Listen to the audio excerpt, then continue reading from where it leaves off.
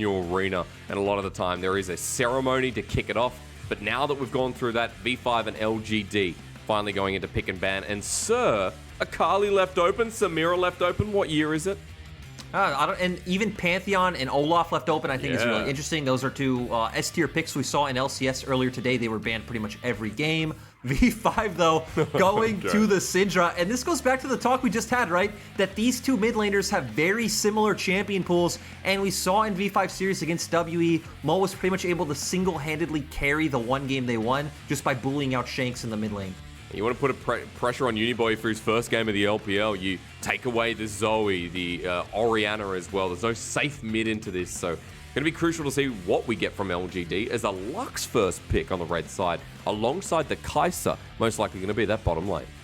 Yeah, this is something that is completely new. We have not seen Lux at all here in the LPL. Of course, we expect it to be support. Would be quite weird if it was picked up in the mid lane.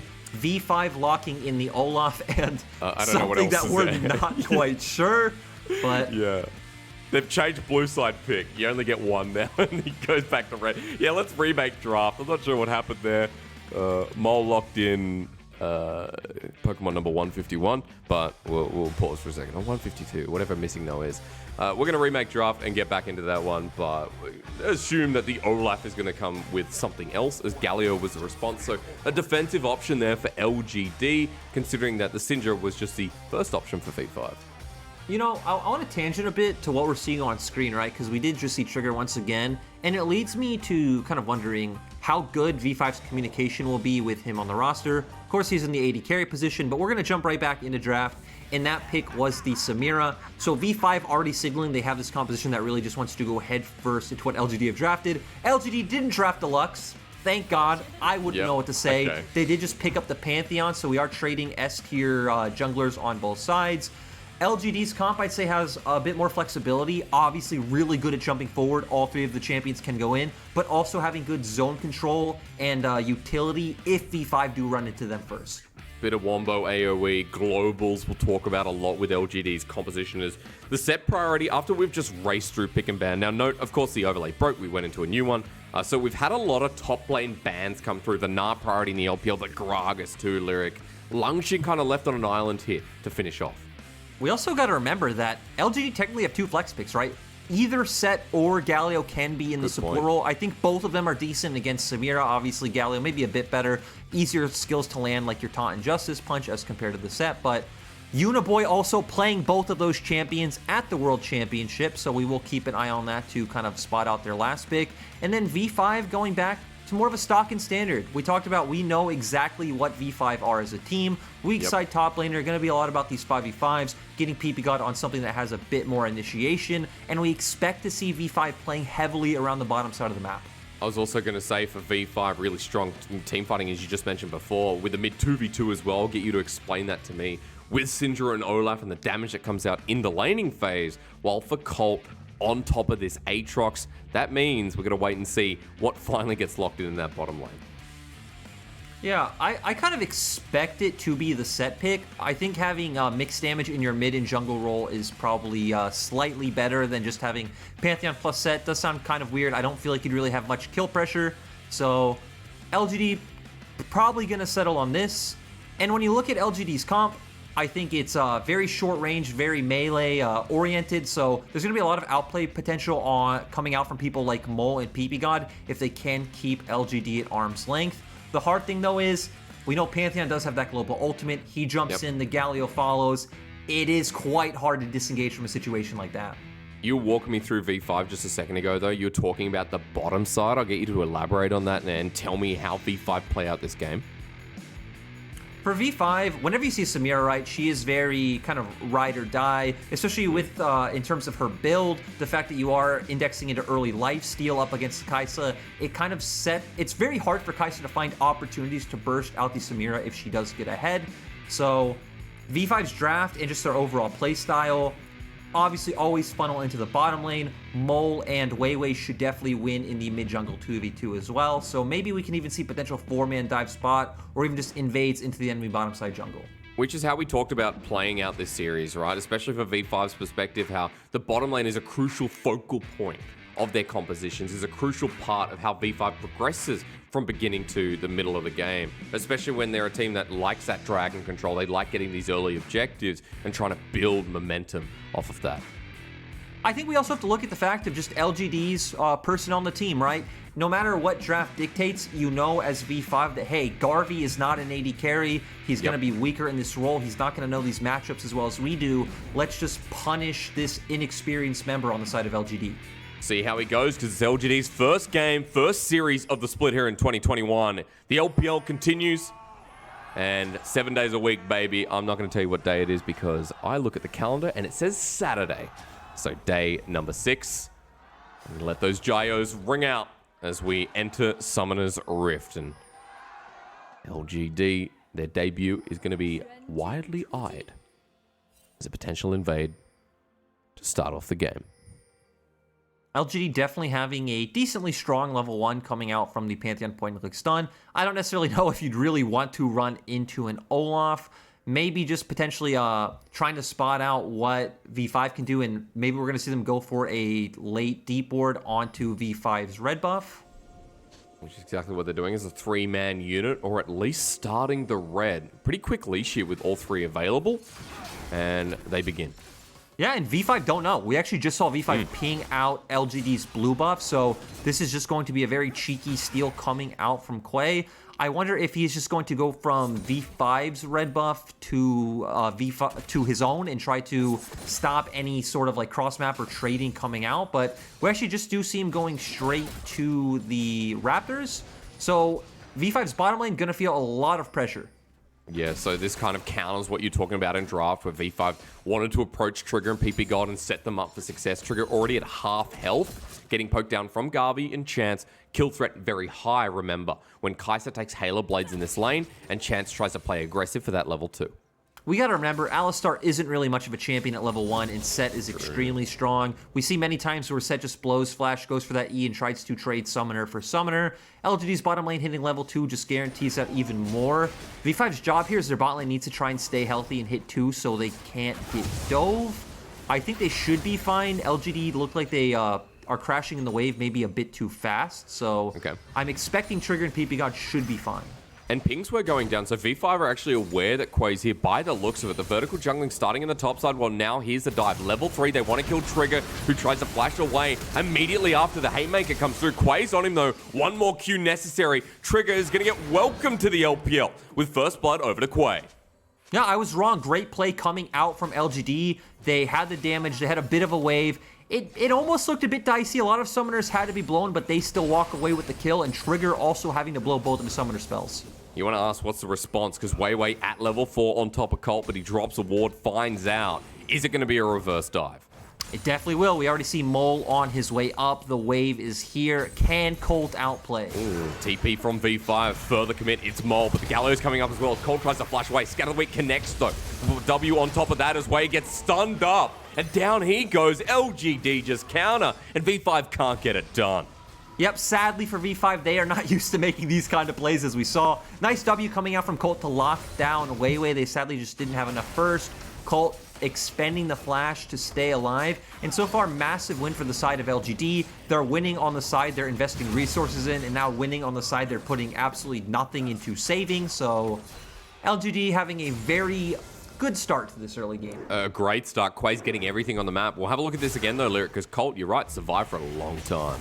Yeah, just, oh, nice flash over to make sure that Longshin can't get the knock-up, then throws out the W as well, which ends up bringing Wei back. Of course, Wei didn't take the flash, he did take the ghost this game, which, does have a bit more use, like extended use overall. The flash just being a one-time thing, ghost obviously working over duration, but in this case, it did come back to bite him.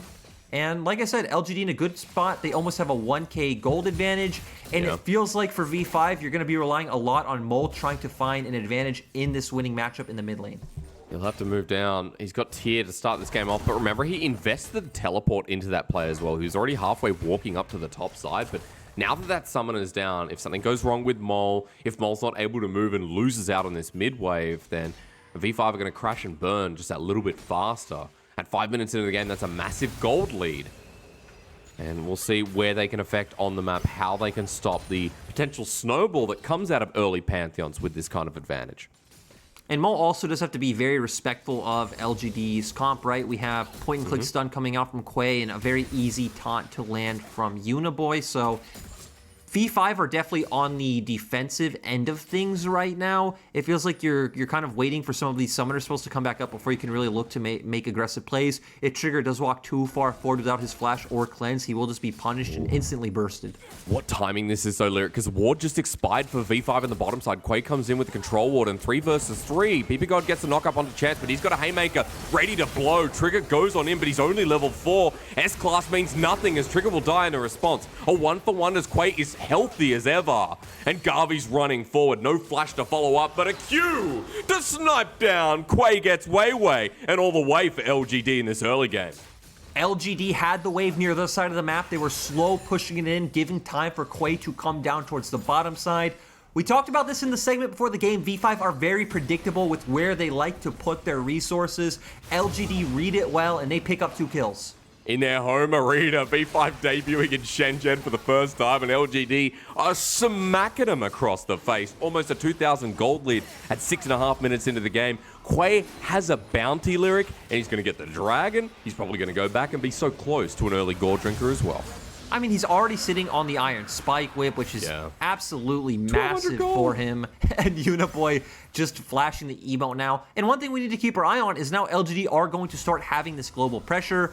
It's going to be very hard for V5 to make any plays around the bottom side of the map when Uniboy can always be there first to answer. And I think LGD will probably turn out to be the team that will be more of the aggressors now. You're going to have a very easy time as whether it is Chance or Quay getting onto the likes of Trigger or Mole. Going to be very easy for both Uniboy and Garvey to follow up. It also makes a lot of sense when we haven't seen Uniboy's ult yet. So we're waiting for that. We also know that Colt, with World Ender around these skirmishes is going to be pretty impactful if he joins.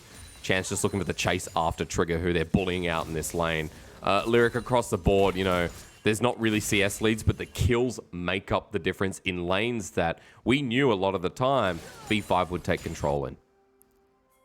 V5, playing around early game skirmishes was always their bread and butter that brought them to a top 6 standing in playoffs. So seeing them not be able to recreate the same advantages they found in summer is quite weird.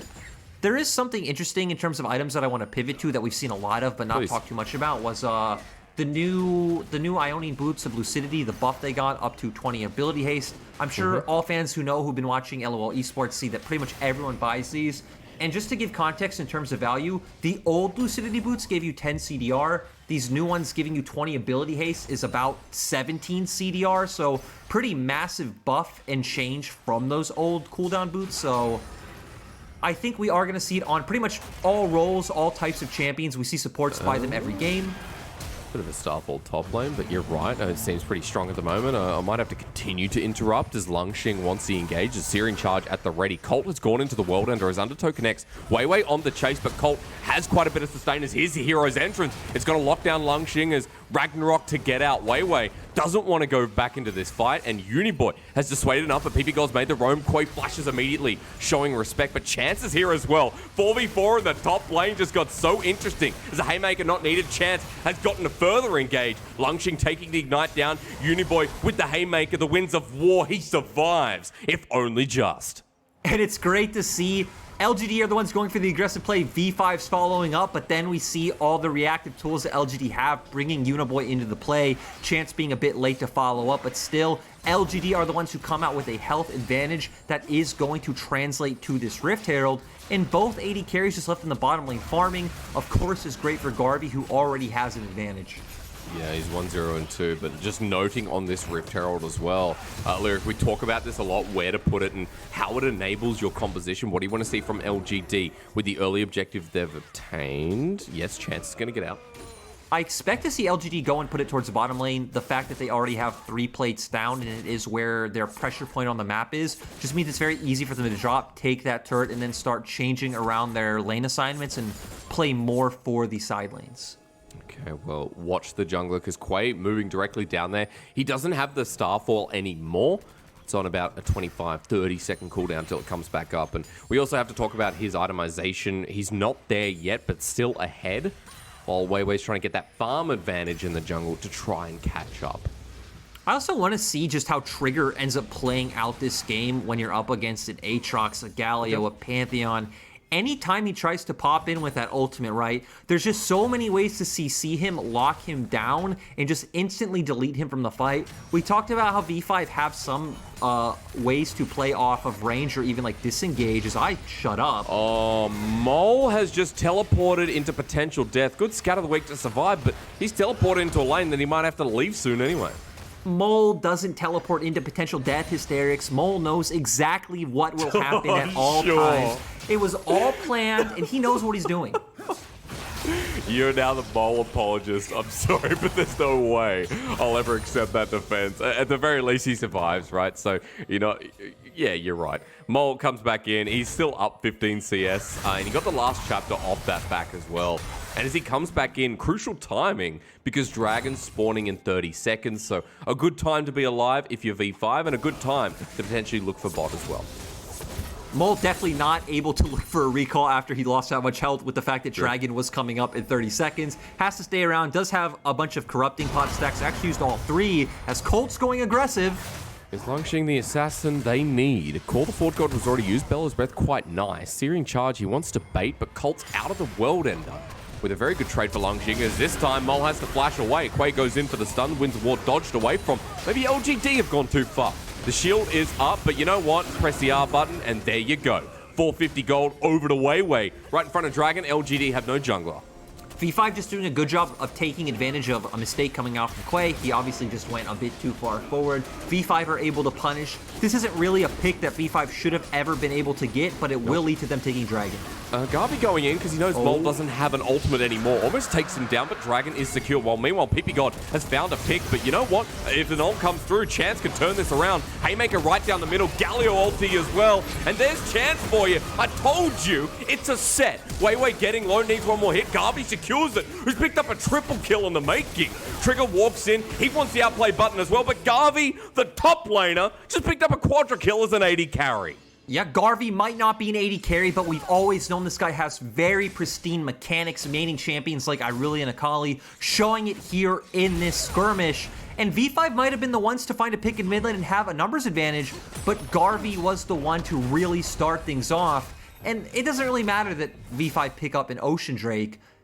LGD are sitting here with a 3k gold advantage. Someone paused it. They said, Garvey, I thought he was a top laner. I didn't know he was in this game.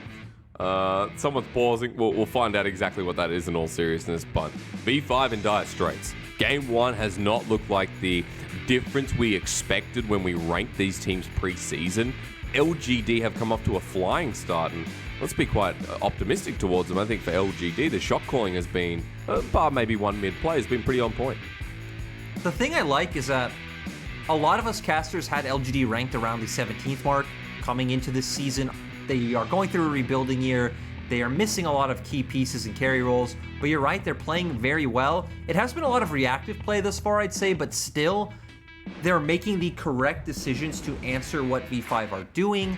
And other than that one mistake coming out from Clay with his overforce in the mid lane, right, we can see a lot of very good mechanical like plays in these games. Colt isn't losing up in the top lane. Their bottom lane is doing quite well. And Uniboy is holding his own. He really is. A key ultimate used once again. His 2 heroes entrances have been great, especially towards that choke in the bottom lane. And, you know, the fact that they're syncing so well is great. As it looks like players are back on stage. I love these camera angles shifting between like it's, you know, an action movie. It kind of has been for the LGD early game. And Lyric, I got to ask you, with this deficit against V5, what happens now? What does the mid-game look like when these turrets start to go down and LGD have these elongated side lanes? The thing that I'm scared of for V5 is, right, they want they want the front to back team fight. They have the Ornn, they have the Samir who wants to go in as well, the Syndra playing from the range, but the problem is unless they can kite out LGD's initial engage and like maybe burst someone out with like a point blank Syndra EQ combo into an ultimate, that LGD should just be able to win any time. Again, they have so much zoning threat, so much CC, they can lock someone down and instantly take them away. And we did see while we weren't on our screens that LGD did drop the Rift Herald, so almost even taking that mid lane turret. getting the plating from it, I'm assuming, although I didn't actually see. At the end of the day, Quay's gone back, but he still hasn't picked up his first item instead of Kindle Gem. This is what we missed, folks, or at least what we saw before we went into the pause. PP God was playing a bit aggressive, trying to go on to Chance. Nice ultimate coming out from Uniboy, though, and Garvey just has so much room to pop off, and this is what the composition is meant for. You have 4 meaty bruisers and a Kaisa. All of them are in the middle of the fight, causing chaos, being a bit of a distraction, allowing Kaisa to do what she does best. And when a comp like this gets ahead, even the bruisers are doing so much damage. The Galio in a very good position. Colt, who has been farming up pretty much the same, almost towards his Gore Drinker. And then V5 just looking for options. Now down 4,500 gold. If my math does the trick, and LGD trying to break down some of these turrets and move between vision. The thing that I like about LGD's comp a lot is that it does really well if it can get on the objective first. Again, it wants V5 to kind of walk into them. But even if they aren't, their composition is just so tanky, it isn't too bad to just face check vision for them. I was gonna say, moves like that as well, right? Chance has the sustain on the set, so he can go and clear vision, take a shot from Mole, but there's no repercussion because he can back away, he can heal it up. Lyric at this state of the game, 14 minutes in, his turret plating has gone down. Still all turrets on the map standing, if only just. But I want to take a moment to look at items and look at the item advantage that LGD have, as you can see. Yeah, we already see Garvey bringing out the Kraken Slayer and the Gore Drinker coming out for Quay. So we know in teamfights they're going to be much stronger at this point. And he talked about, hey, V5 still have turrets up. No turrets have gone down yet. But we're at the point where LGD can push out either this mid or bot lane, hover towards the other one, poke it with their finger, and it will fall down. Make a play like this, right? Using the Gallo, the global pressure that we've talked about numerous times. It's false security hysterics, false security. Those towers aren't standing. I was going to try and quote you there. I was forgetting what you actually caught as Quake comes in. Good scat of the week from Mole, so the play negated for now. Still, this is what they needed to do, right? You just put the pressure down in mid lane. You don't actually need to kill Mole. You can walk up with the wave, and then you can look for a repeat play, whether it's in the next 30 seconds to a minute, and you will be able to start taking over the map and getting these structures and pushing in for more aggressive vision. Herald could be coming next, but look at this, an engage from PP God trying to lock down Chance. They did this last time, and they got brutally injured as Uniboy is in front of him as well. V5 have gone pretty deep into the enemy jungle, but the play stops there. It's all for Herald while the first turret goes down to Garvey, and he's like, no one's here, I'm just going to keep pushing. I think this definitely favors the side of LGD. Garvey's getting a bunch of solo gold, solo EXP. The members of V5 are sharing this. They don't even really have a great place to drop this Herald or a great member to honestly funnel the gold on with how far behind Trigger is. So it doesn't matter that V5 are getting the objective. This is a straight up win for LGD.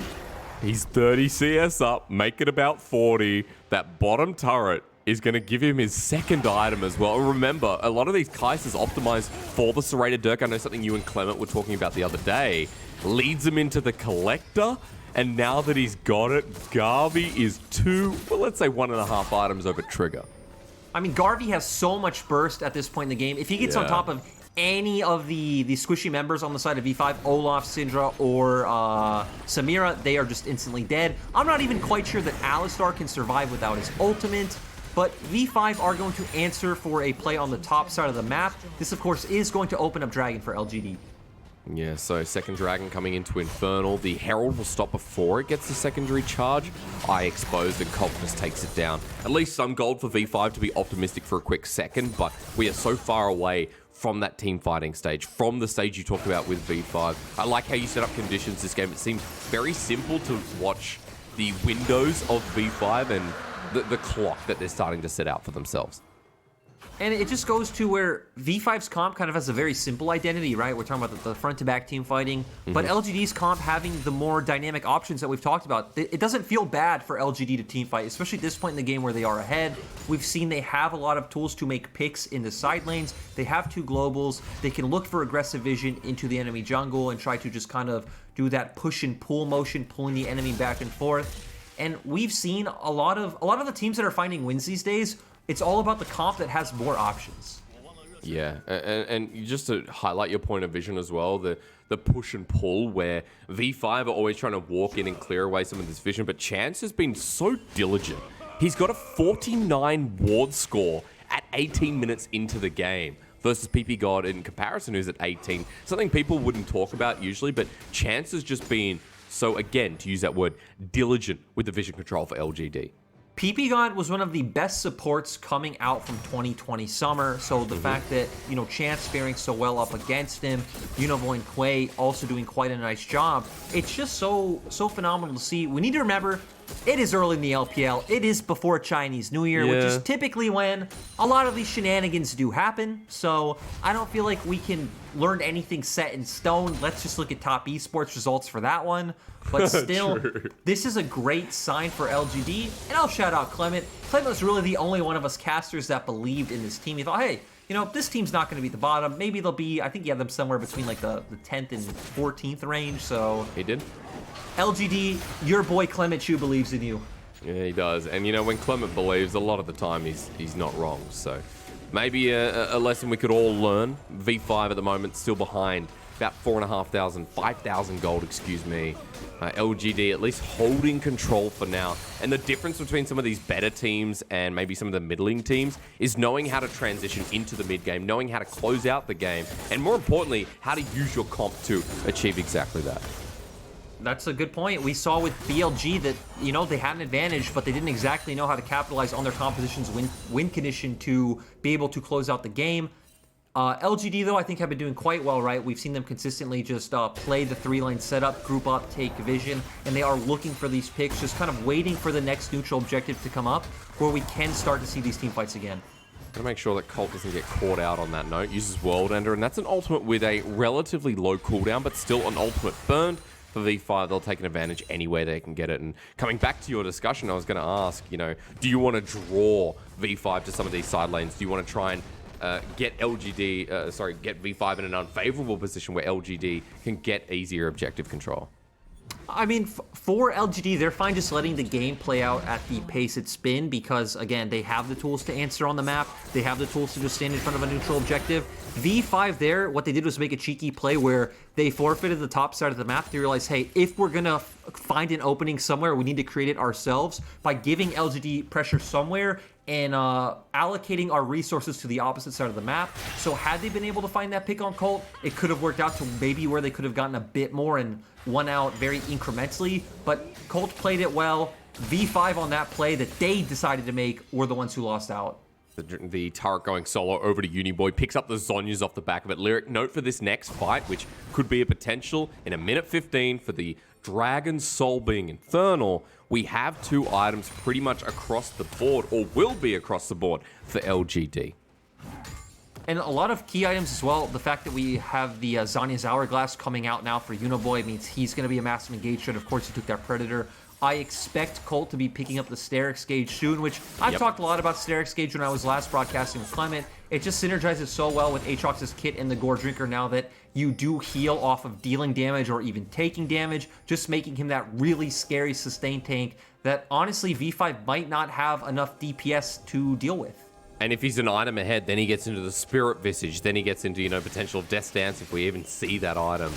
There's a lot of healing available for Aatrox in these games where, a couple of grievous wounds aren't going to affect him if he gets it early in the game. Just note, I said 2 for LGD. I picked myself up because Garvey has 3, naturally being so ahead of the curve. He's got 232 CS at 22 minutes in the game. And with the Phantom Dancer 3rd, he's going to get a lot of attack speed, a lot of more dueling potential around this next dragon. I do want to go back to earlier when you mentioned the word sustain, because there's actually one thing that LGD's comp is missing, and it's missing healing reduction, right? We have Samira, Immortal Shield Bow, tons of sustain in her kit. We have an Olaf on that side as well. We're definitely going to need to see something like the Oblivion Orb come out for Uniboy next, or, you're at least giving V5 certain windows that they're able to play around. Dragon going to go down in the meanwhile. That leads to Soul for LGD. And sorry, just coming back to your point, you're right. Let's see where the Grievous Winds come out of from LGD to stop some of that native healing. Especially since, we will eventually get to the point where Samira can go into the fight and can't be touched at the later portion of the game. This is where the game can definitely start to lull, because as LGD, you're just chilling. You're fine with however the are. game goes from here. You can send, your carries to 3 lanes, put Uniboy top, put, Colt bot, and keep the other 3 mid. Just keep grouping up, putting down vision, waiting for the next objective.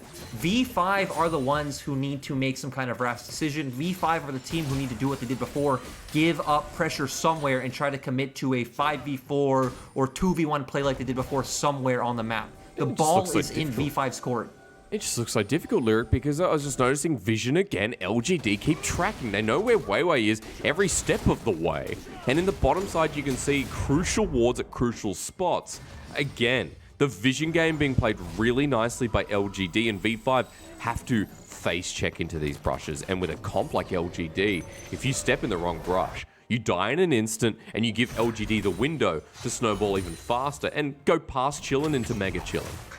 Yeah, I like your point. LGD's comp definitely having a lot of burst, right? You walk into a brush with Pantheon Aatrox as Samira, as Syndra, Dead. You are just absolutely dead. And, I don't want to see any team mega chillin', so I hope we don't get to that spot. LGD are going to aggressively fight for this vision, though, so we do see V5 here posturing for the play. Longxing does a TP. Okay. Quay not chilling. He's going angry as Chance leads the charge with him. He uses the ultimate to roll in. Garvey now here as well. Level 14 on this Kai'Sa. Just in context, Trigger is level 12, so a lot of damage there. And LGD, after clearing out Vision, threatening the potential Baron, but not starting. We need to remember, LGD have really good turn potential coming out from Pantheon Set. Yep. Like, all of these champions are great at turning and peeling off Baron and jumping onto the enemy team. They don't exactly have the fastest Baron from the fact that we talked about, hey, it's a comp with 4 bruisers, 180 carry, but Chance is kind of finding a flank, though. He's just going to walk and clear the ward. We need to remember, though, right? LGD are a very inexperienced squad. Maybe not going to make the same kind of decisive play that a team like TES or JDG would, who would probably just jump on this Baron outright. That's true. They're going to be cautious, and let's give them benefit of the doubt for now. It's still fine. LGD still holding that gold lead. Is Quay going to get spotted out backing? And this means for V5 with the timers, they can actually go in, clear away some of that vision, but a nice little ward placed by Chances is backing away means Baron in full vision, and V5 all they can do is push out the waves and most likely reset themselves to get ready for the Dragon Soul that could go to LGD. Exactly. I like that you end on the Dragon Soul because it's actually the correct play for LGD to just wait. They don't need to be too trigger hungry. They just want to wait out the soul. They already have 2 Infernals. They're 1 away from, of course, getting that ability and having the explosives on their attacks and abilities. So why not just take the safer route to the win? We do also see the Oblivion Orb coming out for Uniboy now, so they are going to be able to deal with a lot of that healing on the side of Victory 5. And again, you said it, V5 are the ones who are going to need to look to make a pick. We still are, I'd say, far away from any point where they're strong. Maybe Longxing is quite a bit tanky right now, so they should just be able to outright burst him, but still, I think Mole is quite far behind, especially with the fact that he had to buy the Chemtech Putrefier. Sorry, I think Purifier would have been a cooler word, but it's not. I agree. Putrefier, I had to Google as well. He's still sitting on the tier, so he's optimized for that item. The Archangel will be coming third, but he has to teleport in, ready for this dragon, so won't be available for the fight. The item disadvantage very glaring against LGD. And V5 now trying to establish vision control as Soul stands there in 50 seconds to glare them in the face. And I know our chat might be thinking, hey, 10 kills, 26 minutes, we're falling asleep here.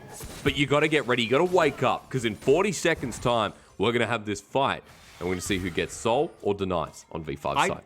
I just want to see how V5 elect to play this one out. They really would love to find this pick here because, again, they don't have a great way of keeping LGD at arm's length. Engage? No. Okay, V5. Nope, 5 versus 4. Yep, absolutely nothing. Meanwhile, Uniboy just going to hit top. Yeah, so LGD, like you said, having some pretty decent shot calling and very good read of how to play the map. He does have teleport, so he could be there in an instant.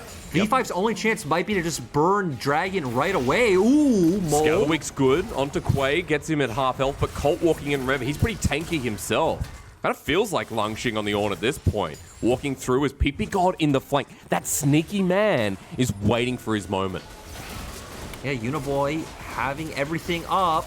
Okay, Dragon going down quickly, comes in with the ult, but Quay goes in, they turn for the fight instead. Uniboy's there, onto Trigger in the backline. Chance gets his angle as well. Call the Forge God with a great knockup. The Heroes exits as they find Quay, but that's a 4-man knockup across multiple parts of the terrain. Uniboy with a great fight as Garvey's already picked up a double kill, sets him up for Penta territories. Colt flashes forward onto Mole, there's the triple, and PP God separated from his team. That ult from Uniboy welcomes him perfectly to the LPL as they get Soul on top of it. LGD picking up 3 kills, getting Soul. They should very easily be able to turn onto this Baron. Just excellent map play so far we've seen in the mid game. A lot of patience, which you wouldn't expect from a rookie squad.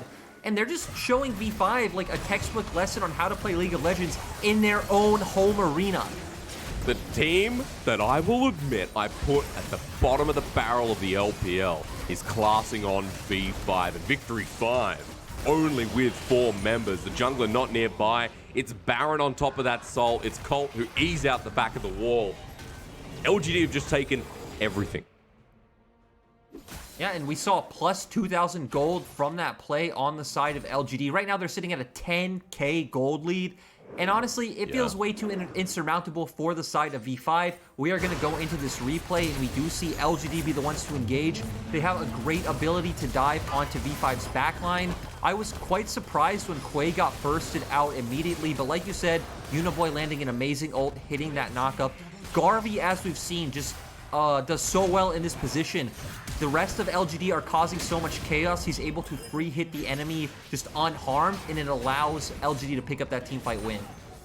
And he cleans up so quickly, right? The burst now on a DPS 80 carry just because of how far ahead Garvey is. He's almost full build, Lyric. It's 29, 30 minutes in the game. There's a QSS in the inventory, and after that, 8-0-2, Garvey heading towards that MVP status as LGD with the Baron and Infernal Soul are a threat that V5 have to start giving up objectives for.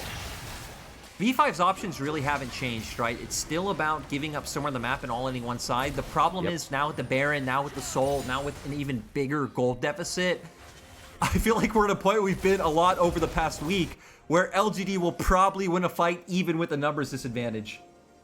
It's just how it goes at this point. Call the Forge God into Colt in the top lane, but this is a level 17 Aatrox with Gore Drinker. He's going to heal up if you let him as Lungshing gets the knockup, but in comes Quay with the ultimate. Lungshing searing charge away. Garvey ults in, though, into 4 people, sets up Uniboy's ultimate, and smacked down. 9-0-2 now on the scoreboard as LGD still win out with this global comp. And we've seen Garvey having such a great game, probably has the build with the most DPS possible, the IE, the Kraken Slayer, the Collector, the Phantom Dancer. He's just dishing out so much damage. Even the likes of Longxing will just go down to a few autos. Who walks into the turret that no longer exists. Chance ults into the back line. That showstopper fantastic as Garvey's DPSing down, and down goes PP God. Trigger tries to ulti, and his first game in the LPL gets ignited. Down, Uniboy kills him with a Hextech Rocket Belt. He tries to Justice Punch forward as the Winds of War. That final touch necessary, but not needed. LGD have absolutely slaughtered this one, Lyric. And with 2 inhibitors down, now exposed Nexus turrets. Gather Week trying to stop that one, but LGD still going forward. The Baron buff to end game 1. Searing charge on a 3-man knockup, but AoE delight. LGD, all 5 survive. Mole ults into Colt. The scatter of the week, great. But again, nothing V5 can do with a 16-3 scoreline. LGD erupt in game 1. And we see the smiles on the player's face. It's so nice to see, especially things like when a team has cleaner map plays or cleaner macro. That's something that it's very hard to predict from such a